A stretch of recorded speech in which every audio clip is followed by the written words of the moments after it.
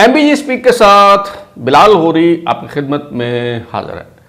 تازہ ترین خبر یہ ہے کہ حکومت نے تحریک انصاف پر آئین کے آرٹیکل 17 کے تحت پابندی لگانے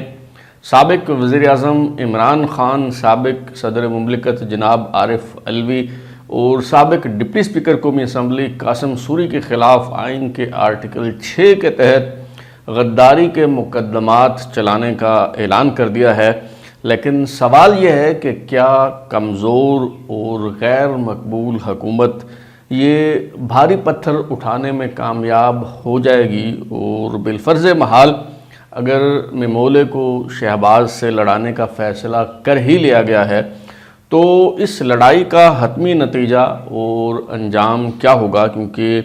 جو اس لڑائی کا فیصلہ کن مرحلہ ہے وہ سپریم کورٹ میں ہی طے ہونا ہے، اور اس میں ریفری یا امپائر کے جو فرائض ہیں وہ سپریم کورٹ نے ہی ادا کرنے ہیں، اور اب حکومت کو سپریم کورٹ سے بظاہر کسی قسم کا کوئی ریلیف ملنے کا امکان نظر نہیں آتا، اور سپریم کورٹ سے یہ توقع کرنا کہ وہاں سے حکومت کو کوئی ریلیف ملے گا یا تحریک انصاف پر پابندی کا جو فیصلہ ہے وہ ویلیڈیٹ ہو جائے گا، یہ توقع کرنا ایسا ہی ہے کہ جیسے کسی بانجھ مرد یا عورت سے اولاد کی توقع جو ہے وہ رکھی جائے۔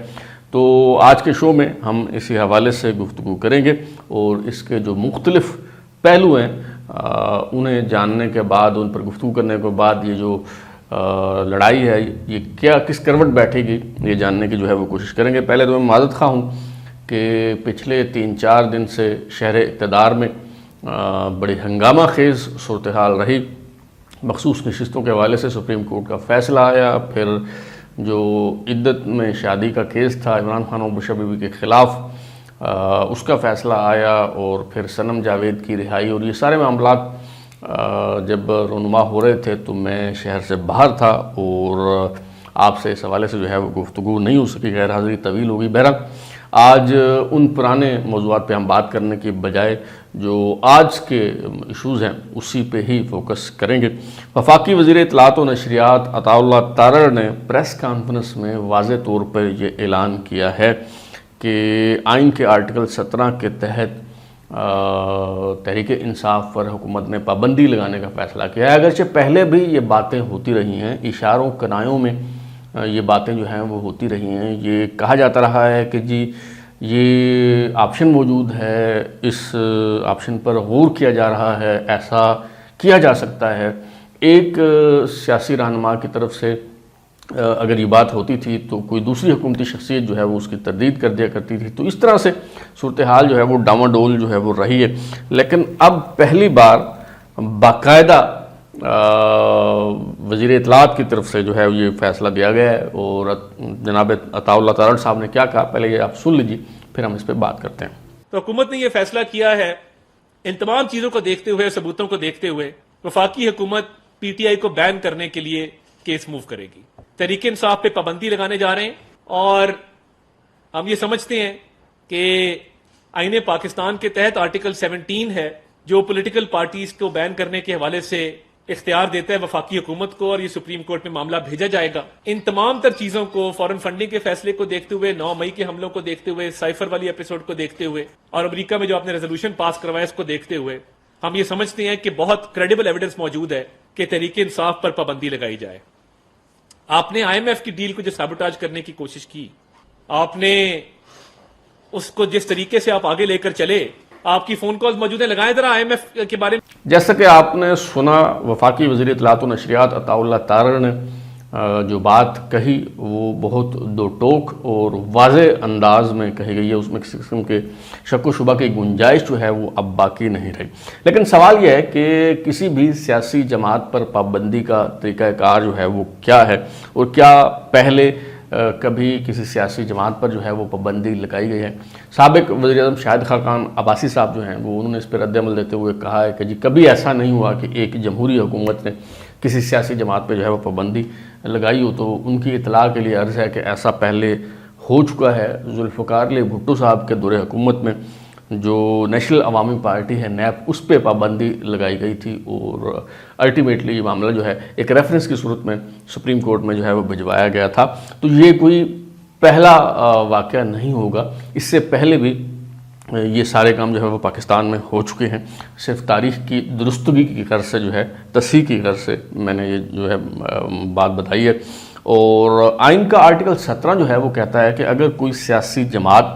ملکی سالمیت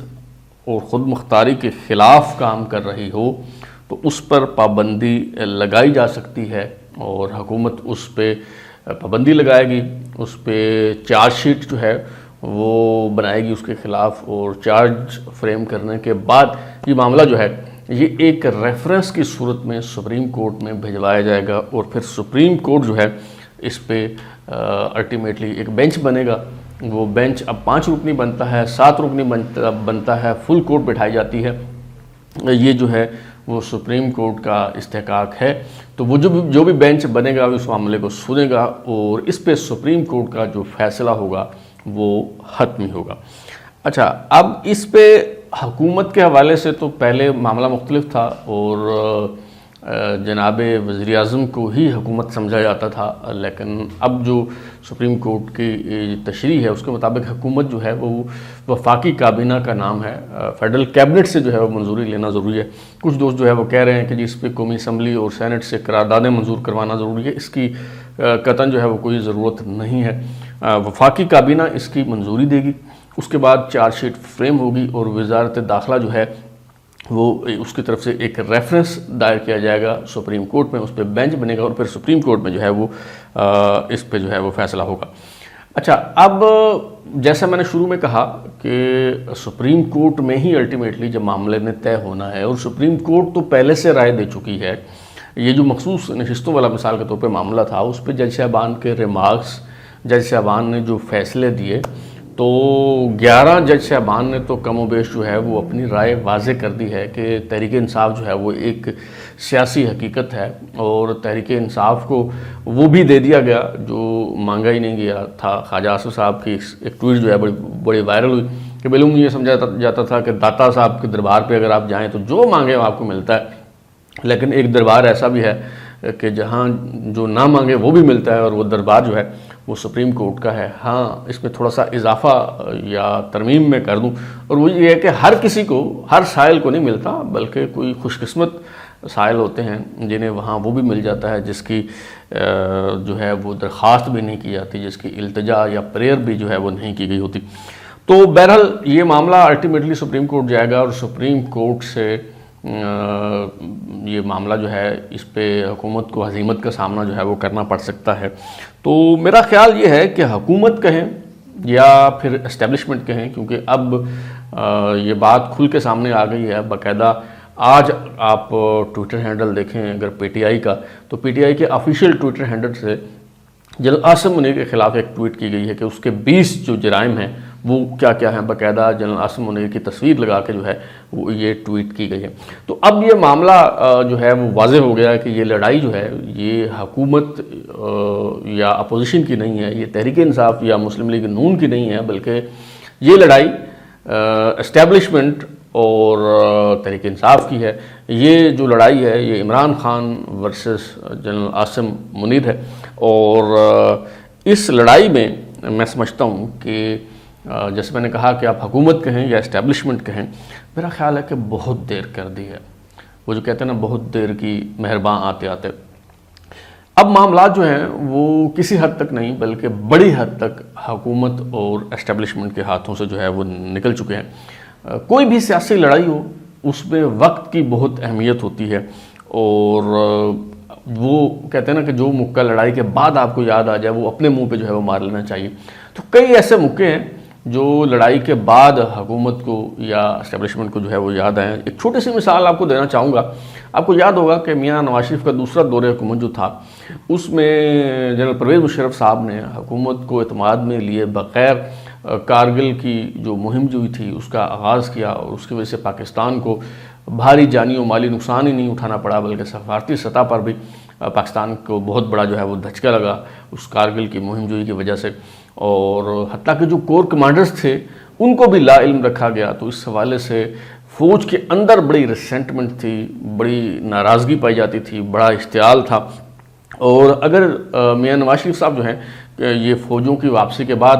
اور بل کلنٹن سے ملاقات کے بعد، سیز فائر ہو جانے کے بعد اگر جنرل پرویز مشرف کو سیک کر دیتے اور ان کا ٹرائل کرنے کا اعلان کر دیتے، کوئی انکوائری کمیشن جو ہے وہ بنا دیا جاتا، تو کسی قسم کی کوئی بغاوت نہیں ہونی تھی، نہ فوج کے اندر سے نہ فوج کے باہر سے، اور آج جو ہے وہ صورتحال مختلف ہوتی۔ لیکن میاں نواز شریف صاحب نے وقت پہ یہ فیصلہ نہیں کیا، اور پھر 12 اکتوبر کو انہوں نے وہ موقع جو ہے وہ انہیں 12 اکتوبر کو یاد آیا، تو اور وہ انہوں نے جنرل پرویز مشرف کے منہ پہ مارنے کی کوشش کی، تو وہ موقع ان کے اپنے منہ پہ پڑ گیا، اور پھر فوج کے اندر فوج نے بغاوت کر دی اور اقتدار پر قبضہ کر لیا۔ باقی جو ہے وہ تاریخ ہے اور آپ کے سامنے ہے۔ تو یہاں بھی میرا خیال ہے کہ 9 مئی کا واقعہ جو ہے وہ ایک ایسا واقعہ تھا کہ جس کے بعد تحریک انصاف کو قصہ پارینہ بنایا جا سکتا تھا، جس کے بعد عمران خان صاحب کی سیاست جو ہے وہ ختم ہو گئی تھی، وہ کسی کو جو ہے وہ منہ دکھانے کے قابل نہیں رہے تھے۔ اور اس وقت اگر عمران خان کے خلاف کارروائی کی جاتی یا تحریک انصاف کے خلاف کارروائی کی جاتی تو میرا خیال ہے کہ وہ بہت مؤثر ثابت ہوتی۔ لیکن ہوا کیا کہ غیر ضروری قسم کے جو مقدمات ہیں وہ بنا کر اور پھر انہیں غیر ضروری التوا کا شکار کر کے، غیر ضروری طوالت جو ہے وہ ان مقدمات کو دے کے، تو یہ تاثر بننے دیا گیا کہ عمران خان کے خلاف جو کارروائی کی جا رہی ہے،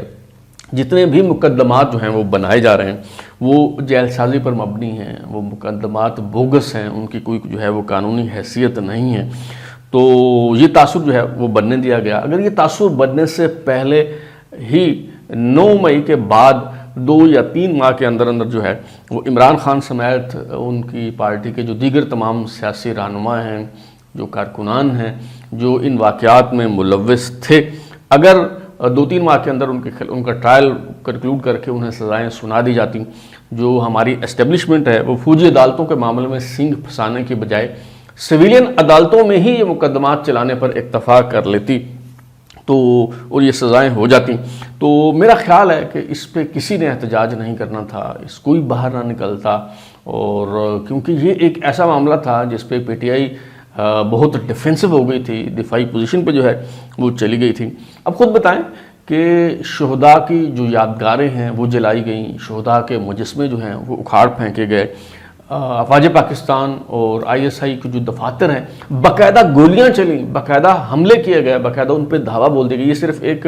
لاہور کا جو کور کمانڈر ہاؤس ہے وہ جلانے کا جو ہے وہ معاملہ نہیں ہے، بلکہ اور بھی کئی شہروں میں باقاعدہ جو ہے وہ جو حکومتی ادارے ہیں، جو عمارات ہیں، ان پہ حملہ کیا گیا، باقاعدہ جو ہے وہ دھاوا بولا گیا۔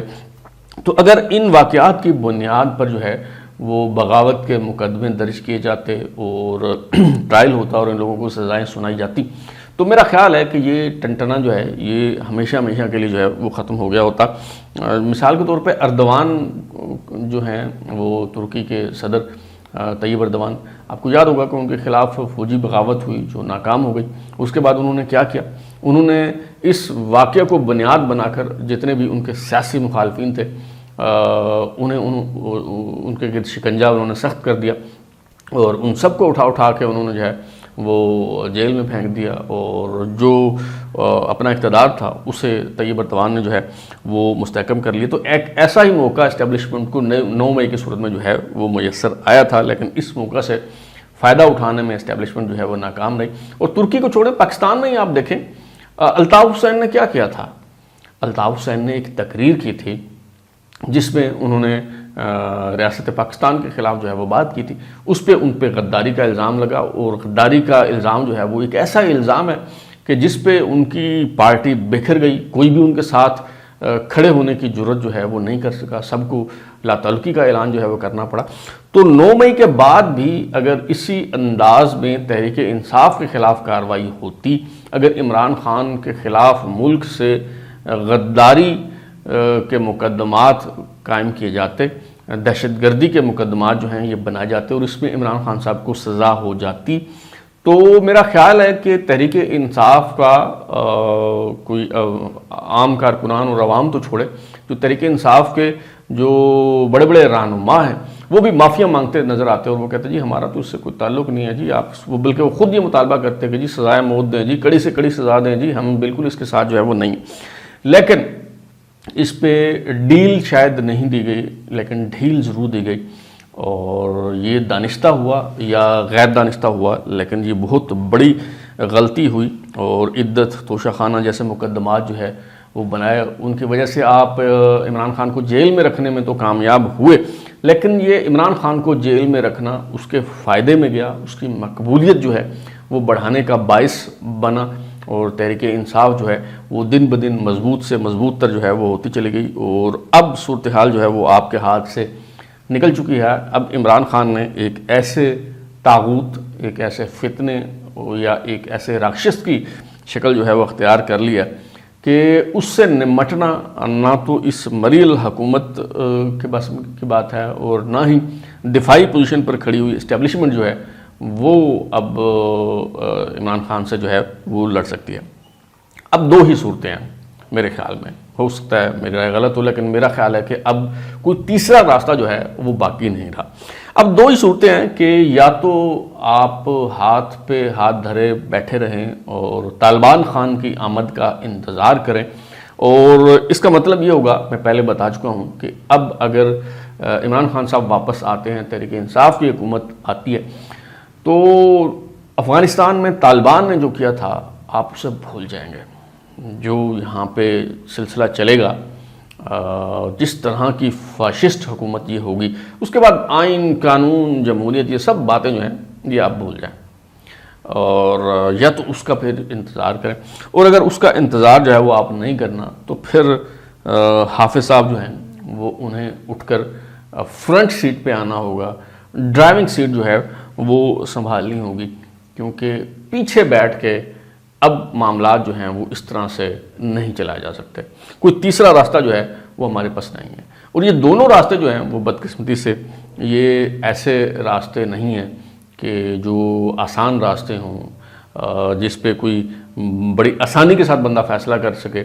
کہ جی یہ راستہ ٹھیک ہے یا یہ راستہ ٹھیک ہے۔ یہ دونوں ہی راستے غلط ہیں، لیکن اب کوئی تیسرا راستہ رہا نہیں، اب کوئی چوائس میرے خیال میں جو ہے وہ رہی نہیں۔ یہ جو جتنے بھی اقدامات ہیں، یہ آپ پی ٹی آئی پہ پابندی لگانے کا اعلان کر دیں، آپ دہشت گردی کے مقدمات بنا لیں، اس کو پکڑ لیں، اس کو پکڑ لیں، یہ کر لیں، وہ کر لیں، کوئی فائدہ نہیں ہے میرے خیال میں۔ اب آپ یہ لڑائی جو ہے یہ ہار چکے ہیں۔ اب اگر آپ نے یہ جنگ جیتنی ہے، لڑائی تو آپ ہار چکے ہیں، لیکن اگر آپ نے یہ جنگ جیتنی ہے تو اس لڑائی کا جو اگلا مرحلہ ہے اس کے لیے حکمت عملی جو ہے وہ طے کرنے کا وقت ہے۔ کم از کم اس لڑائی کو جیتنے میں آپ اپنی توانائیاں جو ہے وہ ضائع نہ کریں۔ یہ مرحلہ جنگ کا، یہ لڑائی جو ہے اس میدان میں آپ کو مات ہو چکی ہے۔ اب تک کے لیے اتنا ہی۔ بلال اور کو اجازت دیجیے، پھر ملاقات ہوگی۔ اگر آپ کو ہمارا شو پسند آیا تو اسے لائک کریں، کمنٹ کریں، شیئر کریں، اور ہمارا چینل سبسکرائب کرنے کے بعد بیل آئکن یعنی گھنٹی ضرور دبائیں تاکہ آپ کو نئی ویڈیوز کے نوٹیفیکیشن ملتے رہیں۔ بہت شکریہ۔